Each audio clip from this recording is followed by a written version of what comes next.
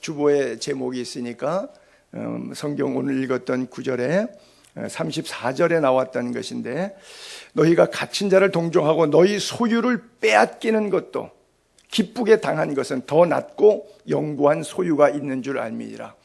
더 낫고 영구한 소유, 즉 천국 때문에, 영생 때문에 이 땅의 육신의 삶에 필요했던 것들을, 소유를 빼앗겨도, 마귀가 다 가져가도 허허허허 너털 웃으면서 기쁘고 즐겁게 받아들일 수 있다. 이런 넉넉한 은혜가 새해 아침부터 여러분에게 있기를 바랍니다. 자, 먼저 오늘 본문에서 26절, 27절을 제가 읽을게요.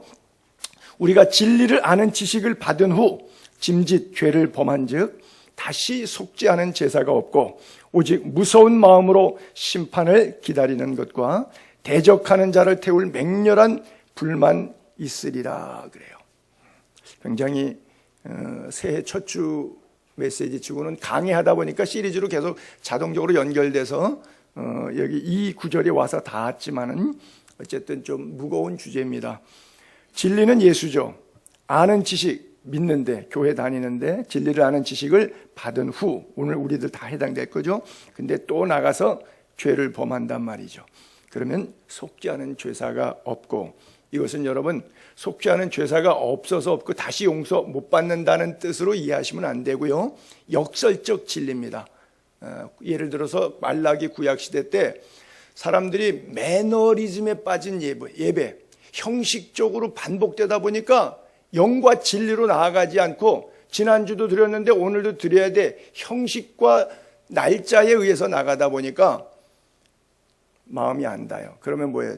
재물들이 온전한 재물이 아니에요. 병든 것, 저는 것, 잘못된 것, 이런 것들 갖다 바쳐요. 그러니까 말라기서에 하나님께서 선지자를 통해서 입에 이렇게 설교하라.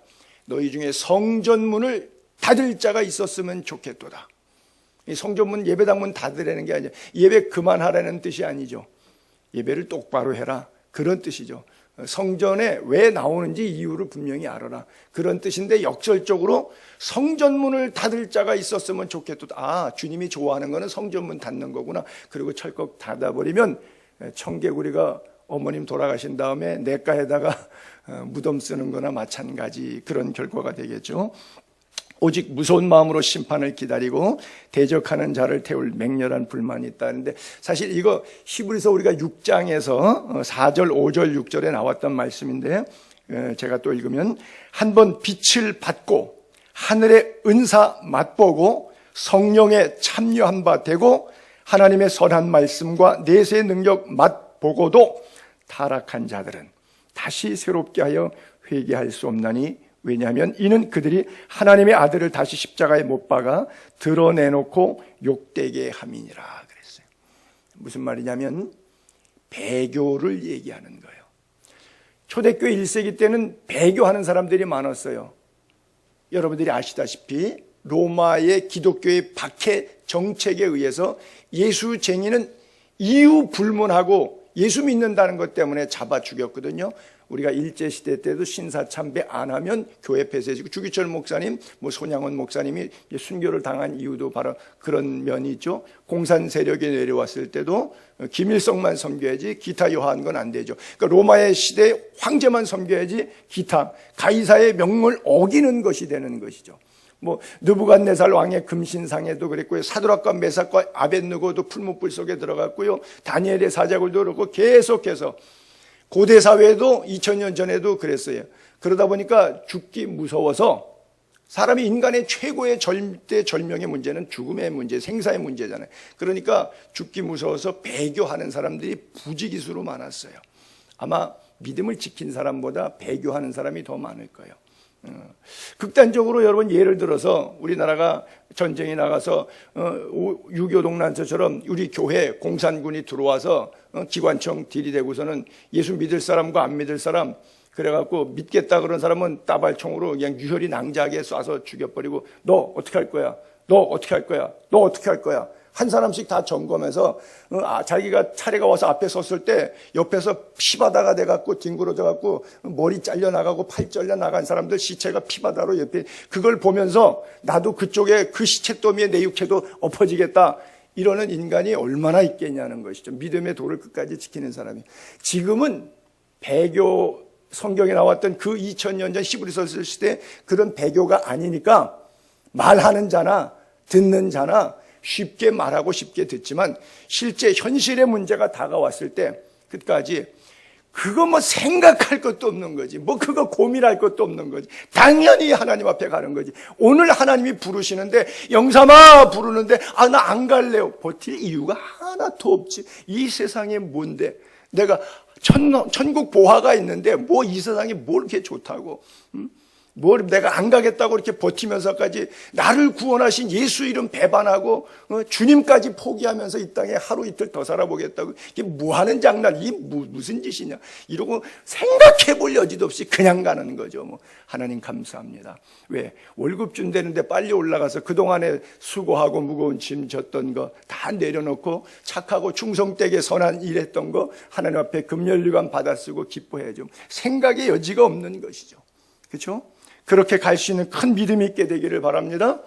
근데 고대 사회나 2000년 전에는 배교가 이런 문제의 배교인데, 현재는 우리가 어떻게 배교하냐면 우리 마음에 하나님보다 더 사랑하는 그 무엇, 1계명, 2계명이 신약적으로 그대로면 탐심은 우상숭배인데 내 안에 하나님보다 더 좋아하는, 그게 돈이든 사람이든 물질이든 오락이든 어떤 상황이든 내가 갖고 있는 권력의 자리든 그것이 하나님보다 더 높으면, 예를 들어서 뭐 우리나라의 역대 장로들이 대통령 된 적이 수차례 있었는데 장로의 직분이 더 중요해요? 대통령의 직분이 더 중요해요? 이거는 생각할 가치가 없고 비교가 안 되는 거예요. 근데 대통령이 장로가 대통령이 되고 나면 대통령직이 더 귀한 줄 알아서 장로라고 하는 거룩한 하나님의 부르심의 그리스도인의 정체성을 잃어버리더라고요. 안 되죠. 장로를 하나님이 대통령 세웠을 때는 왜 그 권자에 앉게 하셨는가? 먹든지 마시든지 살든지 죽든지 하나님의 영광을 위해서 하면 되는 거예요. 근데 사람의 인기에 편승하다 보니까 팔러가는 당나귀가 되는 거예요. 그걸 인본주의라 그래요. 신본주의로 살아야 되는데, 그래서 저나 여러분이나 현대 교회 교인들의 배교는 바로 그런 거예요. 향락, 내 안의 즐거움, 예배당 가는 것보다 더 좋은 것, 물질 관계, 시간 관계, 이 모든 총체적인 면에 있어서 내 안에 하나님보다 더 사랑하는 것, 무조건 다 잘 될 거라고 하는 번영의 신학, 이런 것 때문에 결국 배교하는데, 예배당은 또박또박 나가고 있으니까 마음으로는 하나님보다 더 좋아하는 게 있는데, 더 섬기는 게 만몬을 섬기는데, 자기가 예배당은 또박또박 나가니까 배교 안 했다고 생각하는 것뿐이죠. 절간에 가서 부처님 앞에 여러분은 이거 안 하잖아요. 그러니까 목사님 나는 우상숭배 안 해요 라고 생각할 뿐이지, 하나님이 보실 때는 여러분들이 일주일 삶 가운데 가졌던 그 모든 탐심과 불법을 행하는 것들 때문에 이미 우상숭배를 찐하게 하고 계신 거예요. 근데 법당 가가지고 부처님 앞에 참배 안 했다고 나 우상숭배 안 해요 라고 생각하고 있는 것뿐이죠. 그것을 우리가 돌아볼 필요가 있어요. 여러분, 말세에 나타날 징조들, 고대 사회도 그랬고 배교시대, 그 다음에 오늘 우리 시대도 그래요. 요한계시록에 보게 되면 17장에 큰 성 바벨론 이야기가 나오는데, 많은 무리의 큰 음녀가 받을 심판을 내게 보이리라. 땅의 임금들도 그와 더불어 음행하였고, 그래요. 대통령들도 하나님, 제가 아까 장로 대통령 얘기처럼 하나님 중심으로 살아야 되는데 물질 중심으로 살고 권력지향 쪽으로 살다 보니까 하나님 없는 대통령은 결국 뭐 하겠어요? 그 권력, 그 돈 갖고 다 뭐 하겠어요? 부정축제. 역대 대한민국 대통령들은 임기만 끝나면 다 가시는 데가 있지요. 거기 가서 당분간 계시죠. 왜 그래요? 그 좋은 자리 가지고 이유가 있죠. 바로 이것이 바로 큰 성 바벨론이 음행하였다고 하는 거예요. 땅의 임금들도 그와 더불어 음행하였고 그 음행의 포도주에 취하였다. 여러분, 순시한 사람은 필름이 끊어진다 그러죠. 인사불성이에요. 아남 부인입니다. 그 자리에 앉아서 권자의 맛을 거기에 취해버리면, 음행의 포도주에 취해버리면 안 들려요. 뭐 역대 뭐 대통령뿐 아니라 이렇게 국회의원들도 그러잖아요. 뭐 투표할 때는 뭐 다 이거 하겠다 그러는데 공약 제대로 지킵니까? 잘 못 지키죠. 어쩌다 한두 개 지키면 막 그거 포스트에다 공약 그 잘했다고 공청회 열고 뭐 인쇄물로 막 인쇄해갖고 난리를 치죠. 왜? 나라 돈 갖다 썼는데 지 돈 10원도 쓴 게 없는데 그런 게 있죠. 내가 보니 여자가 붉은 빛 짐승을 탔는데 그 짐승의 몸에 하나님을 모독하는 이름이 가득하고 이렇게 써 있어요. 자, 음행 문제, 또 하나님을 모독하는 이름이 가득하다고 하는 거예요. 배교 문화가 있어요. 또 그 여자는 자줏빛과 붉은 옷을 입고 금과 보석과 진주로 꾸미고 손에 금잔을 가졌는데 가증한 물건과 그의 음행에 더러운 것들이 가득하더라. 이것이 큰 성 바벨론에 있었던 이야기들이에요. 그게 PPT가 됩니까? 그럼 17장 그 다음에 5절에 이렇게 넘어가 보면 그 이마에, 음녀의 이마에 이름이 기록됐는데 그 이름이 큰 바벨론이라. 음녀들과 가증한 것의 어미다. 뭐 수학의 아버지, 뭐 의학의 아버지 하는 식으로 아야 뭐 음녀들의 어미다. 그렇게 표현하는 거예요. 무너졌도다, 무너졌도다. 결국은 무너집니다. 예수 그리스도 오시면. 뜨인들이 오면 느부갓네살의 금신상이 무너지게 되어 있어요. 다시는 주권이 바뀌지 않는 나라가 있어요. 하나님의 나라, 새하늘과 새 땅. 큰 성 바벨론이요, 귀신에 쳐서 각종 더러운 영이 모이는 것, 더럽고 가증한 새들이 모이는 것이 바로 그 큰 성 바벨론이라는데, 음녀의 행위라고 그러는데 이것이 무너졌다 그러는 것이죠. 그래서 세 가지 대표적으로 보게 되면, 올려보면 나오면 음란 문화, 배교 문화, 물질 만능 문화, 금은 보화로 다 치장되는 그런 문화인데, 요한계시록의 마지막 무너졌도다 무너졌다 큰 성 바벨론을 무너뜨리고 하나님의 나라가 오기 직전의 모습을 기록하고 있는데, 아직 되지 않은 상황을 기록했는데 이미 그대로부터 오늘까지 이 문화는 바로 망조 문화인데 그대로 있어요. 오늘 우리 이 시대 안에도 있어요. 음란 문화, 배교 문화, 황금 만능주의 사상. 한국 교회가 전래되는 과정 속에 130년, 약 140년 가까이 되죠. 얼마나 많이 관원 상제 때문에 힘들었고 핍박, 환난, 역경 많았습니까? 그때 성도들 정말 모이기를 힘써서 하나님 앞에 열심히 냈었어요. 근데 지금은 그렇지는 않죠. 1세기 교회는 은과 금은 없지만 나사렛 예수 그리스도 이름의 능력이 나타났고, 21세기 교회는 은과 금은 풍부하고 교회가 아방궁처럼 화려하죠. 제가 어느 큰 교회 수요예배 설교하러 갔다가 담임 목사실에 들어가서 응접실에 앉았는데, 세상에 응접실에 위에 있는 조명등이 제가 볼 때 수천만 원은 가겠더라고요. 이태리에서 대리석을 사다가 다윗별 막 그래서 깔아놨고, 거기다가 또 테두리 소파 놓는 자리에다가 카페트를 깔았는데 밟는데 쑥 들어가요. 얼마나 푹신한지. 그리고 소파에 가서 앉는데 저는 뒤로 자빠질 뻔했어요. 세상에 들어가도 끝이 없이 계속 들어가. 예수님이 이 방에는 안 오시겠다, 그런 생각이 들어요. 인자는 머리 둘 것도 없는데, 뭐 이건 좀 너무 극단적이고 극악한 내 안에 오기 섞인 반발인지 모르지만, 그런 돈 모아서 선교비 쓰고 구제비 쓰면 좋을 텐데, 뭐 큰 교회는 큰 교회 나름대로 뭐 이유가 있겠지만, 이게 자기도 모르게 배교 문화라는 것이, 자기는 목사가 그런 방을 사용하면서 배교라고 생각하겠어요?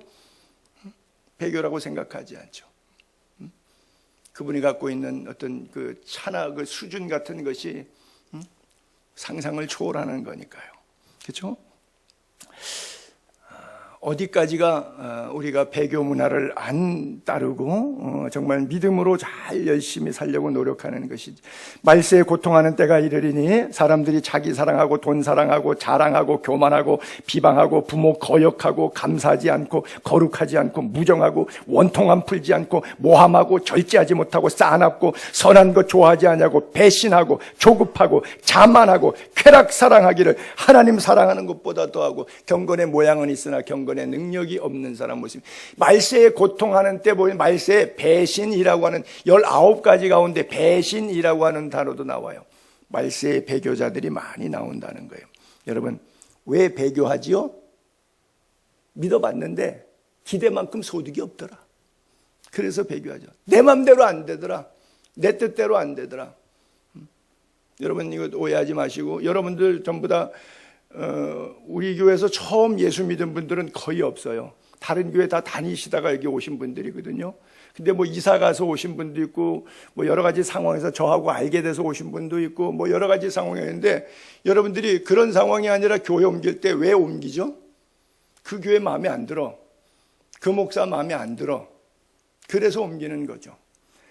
그건 조금 확대 해석된 예화로 적용됐지만, 여러분들이 배교할 때 하나님을 믿었더니 하나님이 내 인생에 도움이 안 되더라. 맨날 하나님은 나에게 돈만 요구하는 것 같고 힘들어도 맨날 참으라 그러는 것 같고 내가 원하는 건 하나도 들어주는 게 없고 내가 그분 괜찮은 줄 알고 전능하신 하나님 목사 설교 들으니까 믿을 만한 가치가 있는 것 같아서 Let me try to face 믿음 생활 한번 해보자고 시작했는데 도움이 안 돼 내 인생에 도대체. 이 선에서 정리해야 되겠다. 이제 교회는 이제 그만 나가야 되겠다라고 안 나가는 가나안 교인이 대한민국에만 400만 명 내지 500만 명 있습니다. 그래요. 배교 너무 쉽게 하죠. 기독교 신앙의 본질을 배운 적도 없고 그렇게 가슴에 담은 적도 없기 때문에 그래요. 교회 나와서 건강 문제 해결되고 교회 나와서 대학 입시 합격하고 취업도 좋은데 원하는 대기업에 취직 잘 되고 사업을 했는데 목사님 모셔다가 푸닥거리 했더니 이게 뭐 액땜도 되고 뭐 돈도 잘 벌고 뭐 이런 식으로 이게 기독교가 그렇게 둔갑이 되어 있어요. 그래서 교회를 주식회사라고 하는 단어를 일반 사람들이 쓸 정도가 됐어요. 우리가 생각하는 복, 하나님이 우리에게 성경에서 말씀하시는 복, 심령이 찢어지게 가난한 사람, 애통하는 사람, 날마다 울고 질질 짜고 다녀서 마음이 슬픈 사람들에게 무슨 복이 있다는 거예요. 근데 그 심령이 가난하고 애통하는 사람 복이 있다는 거죠. 온유한 사람이 복이 있다고 그러죠. 의에 줄이고 목마른 사람이 복이 있다 그래요. 마음이 깨끗한 사람이 복이 있다 그래요. 화평하게 하는 사람이 복이 있대요. 의를 위해서 핍박을 받는 사람이 복이 있다 그래요. 돈 많은 사람이 복이 있다. 권세 얻은 사람이 복이 있다. 몸 건강한 사람이 복이 있다. 아는 인맥 좋은 사람, 발 넓은 사람이 복이 있다. 자식이 많은데 자식들이 다 잘 된 사람들이 복이 있다. 뭐 이런 걸 써놔야지 이게 우리가 맞아 이렇게 되는 거죠. 엉뚱한 거 써놓고 이런 거 써놓고 이게 복된 거라 그러면 어떻게 되는 거예요? 그러나 그것이 믿어지기 때문에 우리가 이 자리에 있는 것 아닙니까? 오른밤 때면 왼편도 돌려드려요. 속옷 내놓으라 그러면 겉옷까지도 벗어주래요. 나하고 오리만 좀 가자고 억지로 잡아당기면 심리까지 가주래요. 어제 인터넷 보니까 교황이 길 가다가 이렇게 아련하는데 어떤 여자가 반가우니까 교황님 악수하겠다 그래서 교황님 손을 이렇게 잡았는데 그냥 살짝 잡고만 해도 되는데 이걸 그냥 자기 앞으로 잡아왔어요. 그러니까 교황이 넘어질 뻔했죠. 그냥 이래갖고서는. 그래서 교황이 화가 났고 성질을 팍 내고 손을 팍 부딪히고 그리고 못 본 척하고 갔어요. 인터넷에 재밌는 글이 떴더라고요. 그리고 나서 성직자답지 못했다고 느껴가지고 또 사과 성명을 또 발표하셨더라고요. 그래요. 인간은 다 그런 거예요. 오른밤 왼밤 속옷 겉옷 오리 심리 이거 쉽지 않지요. 내게 구하는 자에게 주며 내게 꾸고자 하는 자에게 거절하지 말라 그래요. 여러분 믿음의 본질이 뭐예요? 겟세마네 동산의 기도죠. 내 원대로 마옵시고 아버지의 뜻대로 하옵소서. 뜻이 하늘에서 이루어진 것처럼 땅에서도 이루어달라고 주님께서 가르쳐준 기도문을 예배 때마다 외우지만 그러나 정말 하나님의 뜻이 아니라 내 뜻이 관철되기 위해서 교회 나오고 예수 믿고 소리질러 부르짖는 것은 아닌지요. 우리가 정말 예수 믿는 사람이라면, 진리를 아는 지식을 가진 자라면 삶의 목적이 나에게 있지 않습니다. 하나님의 영광에 있습니다. 삶의 목적이 나에게 있기 때문에 교회를 다녀도 배교하는 것이고, 삶의 목적이 하나님께 있으면 내 상황이 아무리 힘들고 어려워도 절대 배교하지 않습니다. 왜? 내 믿음의 생명의 근간이 위로부터 왔기 때문에, 그리고 내 생명은 다시 위로 갈 것이니까 그것을 위로 삼아 끝까지 천국을 바라보는 거예요. 주께서 호령과 천사장의 소리와 하나님의 나팔로 치니 하늘로 쫓아 강림하실 때 주 안에서 죽은 자들 먼저 일어나고 살아남은 우리도 공중으로 끌어올려 주를 영접하게 하시니 여러 말로 서로 위로하라 그랬어요. 그것이 초대교회 성도들의 큰 위로와 소망이 됐던 거예요. 저는 누누이 강조합니다만 천국과 지옥은 꼭 있습니다. 요즘에는 그런 얘기들 하더라고요. 목사들 사이에서 만나면 요즘에 강단에 천국과 지옥 얘기를 안 한다고. 그래서 그런 소리 하지 말라고. 우리 교회는 맨날 천국 지옥 얘기고 사후 준비 그만하고 노후 준비 그만하고 사후 준비하라고, 죽을 준비하라고 맨날 죽음 얘기만 한다고. 사도 바울 날마다 죽노라 그랬는데, 여러분 살아있는 순교자의 영성으로 이 시대를 살아가게 되기를 바랍니다. 그래야 우리가 배교하지 않고 황금 만능사상에 빠지지 않고. 사실 지옥은요, 사람을 보내려고 지옥한 게 아니라 타락한 천사를 가두려고, 마태복음에 그렇게 써 있어요.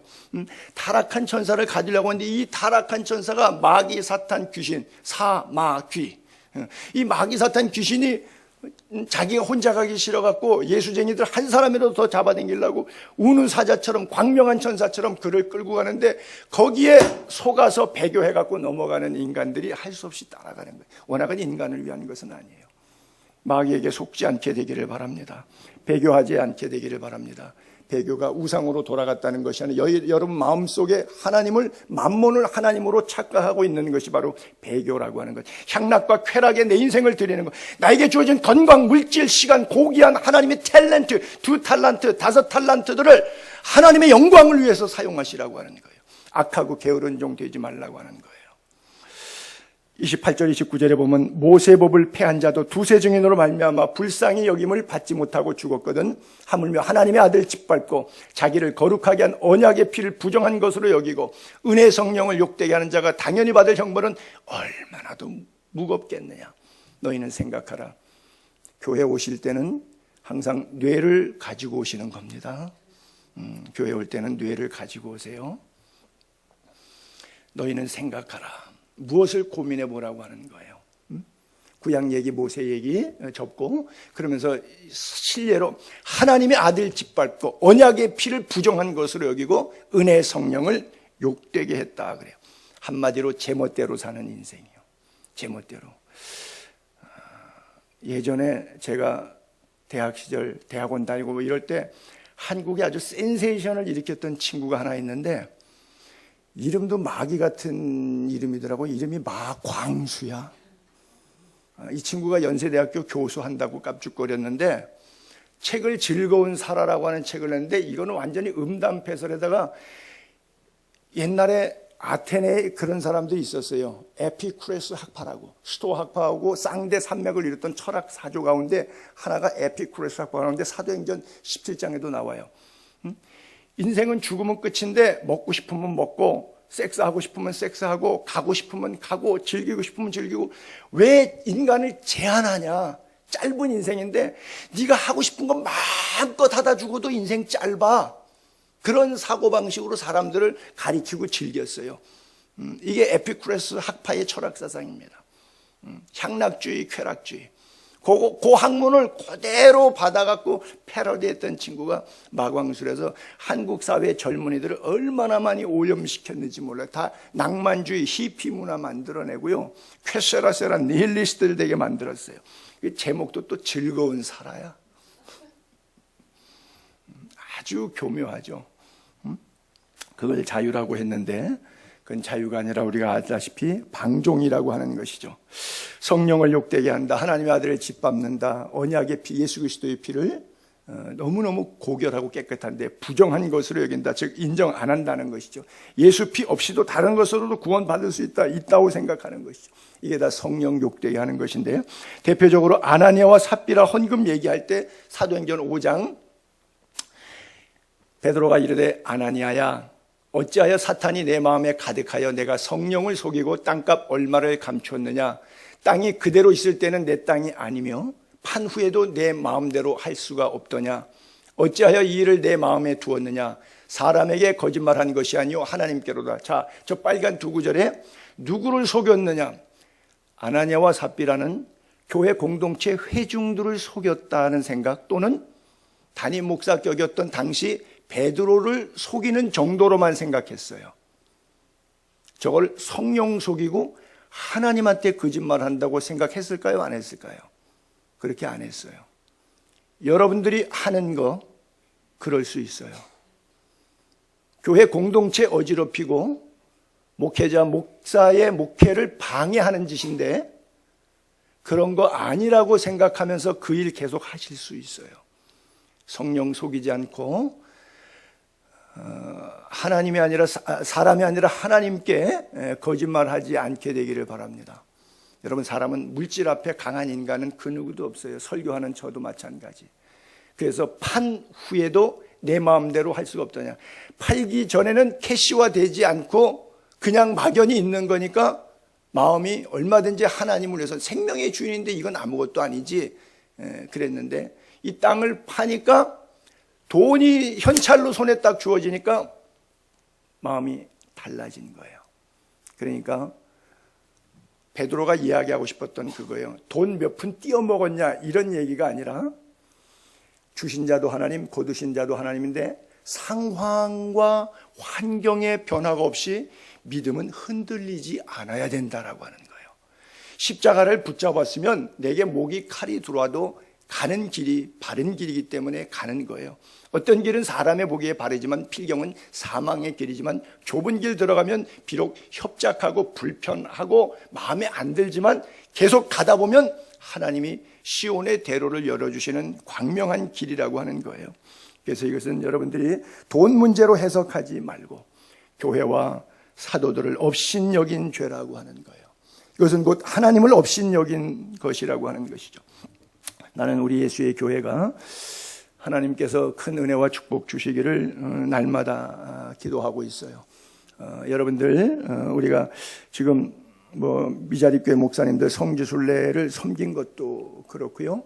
사실 여러분들의 수준에서 한 교회 한 목사 섬기기도 버거운데 몇 군데, 17군데나 18군데나 여러분들이 섬기고 계시거든요. 해외 선교지 11군데, 국내 미자립교회 7군데. 그래서 그 토탈 금액만 돈을 액면가를 얘기하는 건 좀 그렇지만 그냥 공개가 됐으니까 한 달에 여러분들의 손에서 지원하는 게 210만 원이에요. 나는 아까워. 210만 원 매월 나한테 주면 내가 잘 먹고 잘 살 텐데. 여러분, 여러분들의 수준, 우리 교회 수준에서 여러분들은 최선을 다해 섬긴다고 저는 생각을 해요.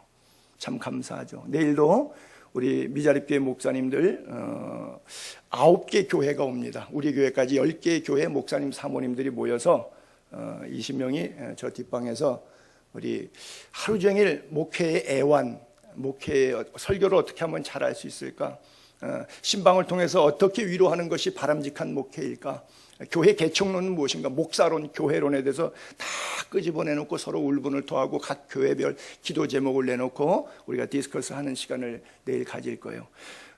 시간 되시는 분들은 오세요. 11시부터 6시까지 여기서 하는데, 11시 예배는 나이 90이 되신 김홍태 목사님이 오셔서 30분 동안 간증하십니다. 그분은 군선교 중령으로 예편했는데 군목으로 가서 44년 동안 옷 벗고도 계속 남아서 국방대학원 교회인데, 은퇴식에 그리고 어떤 목사님이 갔다 와서 그러더라고요.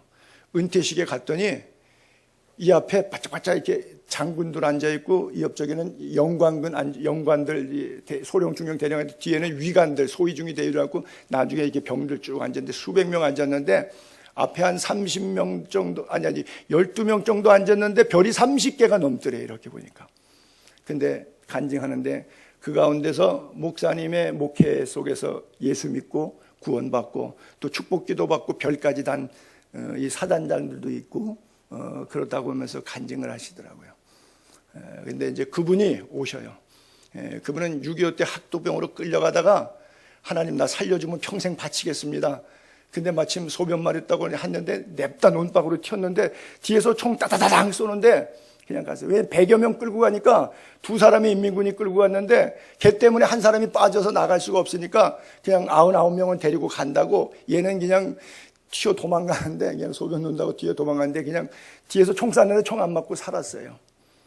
그래갖고 그때 자기가 기도하고 튀기 시작했는데 그때 기도한 게 하나님 나 살려주면 이제 끌려가면 총알바지로 죽으니까 나 살려주면 나 하나님께 내 생명 드리겠다고. 그래서 그분이 평생 목회하셨는데 이제 50 한번 보세요. 90이신데 쩡쩡하신데 아직도 총각이에요. 90 먹은 노총각입니다. 평생 수절하셨어요. 하나님께 바쳤다고. 내 생명 바치는데 그래서 그 간증하실 때 그래요. 고린도서 7장에 결혼장 얘기 나오는데 결혼한 장가간 자는 어떻게 하면 아내와 자식을 기쁘게 할까 하고 주를 사랑하는 마음이 나누어진다는 그 구절이 있거든요. 그러니까 내가 온전히 생명 바쳤는데 처자식 때문에 마음이 나누어지면 목회가 온전하겠는가? 자기 열심과 충성심에 하나님 앞에 스스로 고자된 자로서의 삶을 사셨는데 너무 깨끗하고 그 옆에서 같이 숨쉬는 나이 90이니까 할아버지잖아요. 근데 옆에서 숨쉬는 것만 해도 그분의 깨끗한 영성, 순수한 영성이 호흡으로 전달될 정도예요. 그래서 내가 오셔서 우리 힘들게 목회하는 목사님들에게 그런 분들이 어떤 샘플이 되고 도전이 되시라고 11시 예배 오시라 그랬어요. 그리고 또 요즘에 종교 세무법인 때문에 지금 2년차 됐는데 목사님들이 몰라서 다 안 하고 있어요.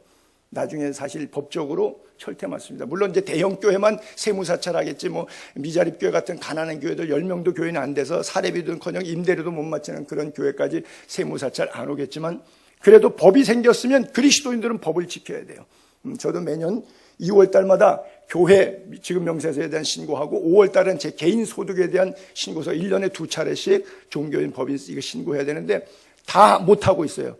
왜? 평생 새로 생긴 대한민국 역사로 처음 생긴 법이니까 목사님들이 모르는 분들이 많아. 그래서 제가 오한나라고 크리스찬 자매인데 인터넷 치면 이 사람 이름 나와서 방송에서 많이 하는 세무 상담하고 하는 자매예요. 오라 그랬어요. 그래서 우리가 종이 다 양식 나눠주고 직접 써보고 해갖고 세무신고하는 왜 목사들도 법 지켜야 되니까 정직 세금 낼 게 있던 없던 간에 법이니까 무조건 해야 되는 거예요. 세금이 있어서 낼 세금이 있어서 하는 게 아니라 그래서 와서 1시간 동안 우리 세미나 해달라 그랬어요. 그리고 마지막 5시부터 6시까지는 박조준 목사님 뭐 아시는 분들은 아시니까 박조준 목사님 오셔서 그분도 86세잖아요. 정말 대한민국 그 당시에 50년 전에 최고 큰 영락교회 담임 목사님이셨고 갈보리 교회 개척해갖고 한 5-6천 명씩 그냥 개척했는데 뭐 1년 만에 2천 명 오고 3년 만에 5천 명이 넘어버렸어요. 그 왜 그럴까요? 메시지 때문에 그러겠죠. 그럼 그 메시지 그분의 인격 안에 담겨져 있는 게 있겠죠. 그분도 옆에서 이렇게 말씀 한마디 두마디 할 때마다 속에서 장탄식이 나와요. 하나님이 쓰시는 사람들은 달라도 이렇게 다르구나. 그래서 우리 목사님들 미자립교 목사님들 와서 정말 그 목회자 영성 주제로 우리 한경림 목사님한테 5시부터 6시까지 메시지 듣고 그다음에 우리 또 장로님이 호텔을 내주셔서 호텔에 가서 저녁 식사 이후에는 또 밤늦게까지 목회적 애완 아픔들을 내놓고 끝장 토론하기로 했어요. 그래서 12시 밤에 마감하고 그냥 자고 그 다음날 아침에 헤어지는 그런 프로그램인데 그 모든 들어가는 경비 그분들 거마비 내드리고 또 사모님들 오시니까 선물해드리고 도서비 해드리고 다 하는데 수백만 원 드는데 이거 여러분들의 손길로 다 하는 거예요. 여러분들이 십시일반 헌신하는데 얼마나 감사해요. 하나님의 예수의 교회를 기뻐하시는데 이 교회를 기뻐하는 게 아니라 교회에 소속된 여러분들을 축복하시고 기뻐하시라고 저는 확신합니다. 그래요. 하나님의 일에 더욱 힘쓰시기 바라고요. 우리가 절대 하나님을 업신여겨서는 안 돼요. 갈라디아서 6장 7절에도 스스로 속이지 말라. 하나님은 업신여김을 받지 아니하신다. 그리고 사무엘하서 12장 9절에 다윗이 밧세바를 범했을 때 하나님께서 나단 선지자를 통해서 다윗에게 이렇게 책망하세요. 내가 여호와의 말씀을 업신여겼다. 나보기에 악을 행하였다. 하나님 앞에 악을 행하는 건 뭐냐 하면 우리는 윤리 도덕적으로 뭐 10계명 어기는 정도, 뭐 살인, 강도, 뭐 가는 뭐 이런 걸 생각하시는데, 하나님을 업신여긴 게 말씀대로 살지 않는 게 죄예요. 악이에요. 그렇잖아요. 여호와의 말씀을 업신여겨 나보기에 악을 행했다. 나는 저 햇사람 우리아를 치고 그 아내를 뺏고 너 살인죄, 간음죄 졌다. 이렇게 말씀하시는 줄 아는데 그거는 말씀을 안 하시고 넌 나 업신여겼다 그러는 거예요. 여러분, 우리가 하나님의 말씀이 무서운 거는 이런 부분이에요. 하나님이 내 생애 가운데 뭐라고 말씀하시는가 잘 듣게 되기를 바랍니다. 우리의 상식하고 달라도 너무나 다른. 여러분, 하나님은 거짓말 하시는 분이 아니에요. 요한계시록에 보면 뭐 이런 자 저런 자가 하나님 나라를 들어가지 못하는데 거기 술수하는 자, 점치는 자, 그다음에 거짓말하는 자, 이런 음행하는 자 쭉쭉 나오거든요. 거기 거짓말하는 자는 천국 못 간다고까지도 요한계시록에 써 있거든요. 근데 거짓말했다고 구원해 준 사람이 있어요. 아시다시피 여리고 점탕꾼 보냈는데 죽을 뻔했는데 기생라합이 거짓말했어요. 참말 안 했어요. 그렇잖아요. 그러면 선이든 악이든 거짓말은 나쁘다. 그렇죠? 우리의 생각은 그래요. 근데 하나님은 창문에 붉은 줄 달아서 그 가정을 구원하시고, 라합 수천 명이 지나갔는지 수백 명이 지나갈지 모르는 그 여인의 자궁을 통해서 예수 그리스도가 태어납니다. 예수 그리스도가 그분 자궁에서 나와요. 하나님은 그렇게 일하세요.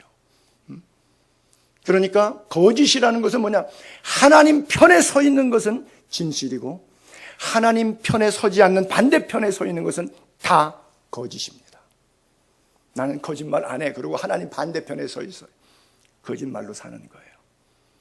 거짓인 것 같지만 하나님 편에 서 있어요. 그것은 진실입니다. 그것은 참된 삶입니다. 내 생각하고 내 상식하고 내 경험하고 내 살아온 삶에 연륜하고 하나님의 말씀하고는 너무나 다르기 때문에, 너무나 대조적이기 때문에 우리가 50년을 교회를 다녀도 예수를 잘 못 믿는 이유가 이 부분이 깨지지 않기 때문에 하나님을 업신여기는데, 나는 하나님을 업신여겼다고 생각하지 않아요. 성령을 속이고 하나님을 속인 것인데 아나니와 삽비로는 그것은 그냥 베드로 한 사람 속여 먹은 것 정도로 생각했다고 하는 것이죠. 여러분, 믿음으로 산다, 쉽게 말할게요. 다른 표현하면 순종하며 산다, 이 뜻입니다. 믿음 이꼬로 순종이에요. 말씀에 순종하는 삶이에요.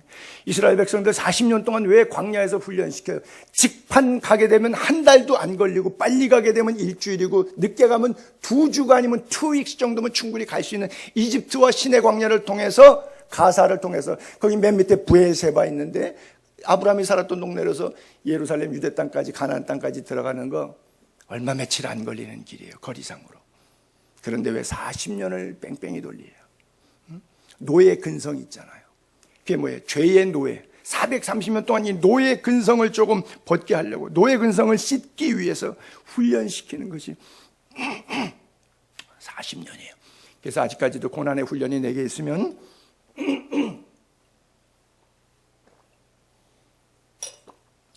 내가 아직 이 노예 근성이, 죄의 관성의 법칙처럼 이렇게 굴리던 바퀴를 계속 안 굴리고 손 잠깐 띄어도 계속 일정 기간은 굴러갑니다. 이게 관성의 법칙이라고 그래요. 죄를 짓던 사람이니까 죄를 안 짓고 교회 다니면서 조금 씻은 것 같아도 이 죄의 바퀴가 계속 굴러가니까 조금 있으면 또 손이 닿는 거예요. 계속해서 굴러가는 거죠. 그래서 믿음의 세계는 바로 순종하는 거예요. 말씀에 순종하게 되기를 바랍니다. 에베소 4장 22절에 보게 되면 너희는 유혹의 욕심을 따라 썩어져가는 옛날 습관 따르는 옛사람 제발 좀 벗어버려라. 마음 깨끗하게 돼가지고 하나님을 따라 의, 두 번째 진리, 세 번째 거룩함으로. 새 사람이 어떻게 되느냐, 새로운 사람을 어떻게 입을 수 있느냐, 하나님의 의, 하나님의 진리, 하나님의 거룩함만이 가능하다라고 하는 거예요. 그래서 여러분, 금년 한 해 동안은 기도 제목에 있어도 하나님 제게 능력을 주옵소서, 힘을 주옵소서, 물론 필요한 기도이긴 한데, 그것보다 하나님 나를 금년에 더 정직한 인간 되게 해주세요. 더 거룩한 성도 되게 해주세요. 그래서 내 안에 죄의 노예 근성이 다 찢어지게 해주세요. 다 빠져나가게, 옛 죄, 옛 습관, 옛 성품 다 빠지게. 여러분, 초신자가 교회 나와서 목회자한테 세례를 받았어요. 세례 받고 아멘 그러고 일어나서 가니까 새 사람이 됐어요. 그 다음부터 이제 집에 돌아가니까 부부관계, 직장가서 일터의 관계, 자녀관계 속에서 완전히 180도 다른 인간, 언어, 돈, 시간 쓰는 게 다 달라집니까? 아니죠. 목사 안수 받기 전에는 목사 안수 받으면 굉장히 어떤 성스러워질 것 같고 성직자다운 모습이 나올 것 같아요. 근데 여러분들은 경험이 없지만 저는 경험이 있잖아요. 똑같아요. 나이 한 살 더 먹으면 더 취해지고 더 고집부리고 더 세속적이 되고요. 더 자기 욕심만 챙겨지지 목사가 갈수록 성숙해지지 않더라고요. 물론 그런 분도 0.1% 계세요. 훌륭한 분들. 근데 저는 아니더라고요. 거울을 찬찬히 들여다봤더니 그 속에 없더라고요. 여러분, 하나님의 의, 하나님의 진리, 하나님의 거룩함이 여러분들의 일생을 지배할 수 있게 되기를 바랍니다. 하루아침에 변화되지는 않겠지만 서서히 말씀 안에서 여러분 변화되기를 바랍니다. 배교의 형벌이 얼마나 더 무겁겠느냐. 여러분, 형벌이 무거운 것, 너희는 그것을 생각하라는데, 여러분, 아버지가 자식을 나무래고 막 욕을 퍼붓고 나가 돼지라 그러고 뭐 그냥 빌어먹을 놈이라 그러고 다 욕을 하죠. 그러면 정말 나가서 돼지고 나가서 빌어먹길 원해서 그러는 부모가 있을까요? 하나님이 형벌이 무겁다고 아주 굉장히 우리가 듣기 힘든, 다시는 죄를 용서해 주지 않을 것이라고 이런 말씀을 강력하게 역설적인 진리를 선포해도 그 아버지의 속뜻은 뭐예요? 그렇게 살지 말아라, 바로 살아라, 옳게 살아라. 그것을 역설적으로 강하게 말씀하시는 성경에도 그런 내용들이에요. 로마서 8장 32절에 보게 되면 자기 아들을, 하나님이 아들, 독생자 예수 그리스도 아들을 아끼지 않냐고 십자가에 찢어 죽였는데 우리 모든 사람을 위해서 내주신 그 하나님이 어찌 그 아들과 함께 모든 것 우리에게 주시지 않겠느냐. 할렐루야. 우리 하나님이 그런 하나님이에요. 아들까지 주셨는데 뭐 아까워서 뭘 아끼고 계시겠어요. 그래서 아들로 삼아주셨으니까, 양자 삼았으니까 내 아들같이, 저 마귀 아들이었는데 하나님의 아들로 만들었으니까 얘가 아직 옛 성품이 벗어지지 않고 새 사람이 되지 못했으니까 새 사람 만들려고 자꾸 채찍질하는데, 히브리서 아직 그 부분 안 나왔지만 보면은 사생자는 채찍질하지 않고 참 아들만 채찍질한다 그랬어요. 그래서 때때로 세상 사람들이 죄 악랄하게 짓고 나쁘게 했는데도 돈 잘 벌고 해외여행 다니면서 아주 멋지게 막 부럽게 잘 살아. 근데 우리는 믿음 생활을 열심히 한다고 몸부림치는데 너무너무 힘든 부분들이 많아. 왜? 하나님이 천국으로 데려가야 되니까 천국 백성답게 만들어야 돼. 이 세상의 사람들이 부러워하는 삶의 가치 때문에 눈을 다른 데로 안주시키지 않게 하기 위해서. 왜? 조금 살만하면 숨만 쉬면 죄를 짓잖아요, 우리. 조금 몸도 그렇고 돈도 그렇고 사람관계 조금 풀려서 괜찮을 만하면 또 그 죄성 다 나와서 자기 인생 다 뒤집어지잖아요. 그러니까 때때로 하나님께서 숨 못 쉬게 옥조르게 하는 거예요. 왜? 하나님이 데려가실 거니까, 지옥으로 멸망시키지 않을 거니까, 결국은 천국 백성 만드셔야 되니까 하나님께서 미리 정하시고 택하신 자들을 부르셔서 의롭다 하시고 영화롭게 만들어 주시는 과정이니까 우리는 잘 이해가 안 되죠. 하나님 왜 그렇게 하시는지. 그러나 하나님은 참 아들만 징계하시고 사생자는 징계하지 않는다 그래요. 우리가 자녀들을 기를 때 그렇게 책망해도 자녀들은 오해하지만 부모들은 그 마음이 아닌 거죠. 그래도 또 속이 너무 상하면 가끔 저주를 푸는 부모가 있죠. 이런 거, 너도 너 닮은 새끼 한번 나서 길러봐라. 최대의 저주죠. 자녀에게 할 수 있는. 그렇게 말해놓고도 그 자식이 결혼해서 애 낳으면 또 손주들 사진 카톡으로 완전히 도배해 놓는 게 할머니 할아버지들이에요. 히브리서 시작할 때 히브리서 1장 1절에도 그렇게 말씀하셨거든요. 옛적의 선지자들 통하여 여러 부분 여러 모양으로 우리 조상들에게 말씀하신 하나님이 이 모든 날 마지막에는, 지금 우리 타임이에요, 이 모든 날 마지막에는 아들을 통하여 우리에게 말씀하셨으니, 아들 주 예수 그리스도의 십자가의 구속사를 통해서 우리에게 친히 성육신, 인카네이션 말씀하셨어요. 할렐루야. 얼마나 은혜가 감사해요.